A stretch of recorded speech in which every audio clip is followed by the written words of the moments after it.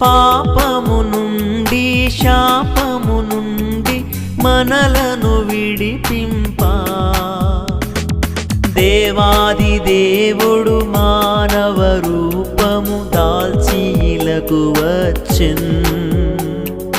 దేవాది దేవుడు మానవ రూపము దాల్చి ఇలకు వచ్చెన్ యేసు నామమునే పాపికి రక్షణ సర్వజగమునందు యేసు నామమునే పాపికి రక్షణ సర్వజగమునందు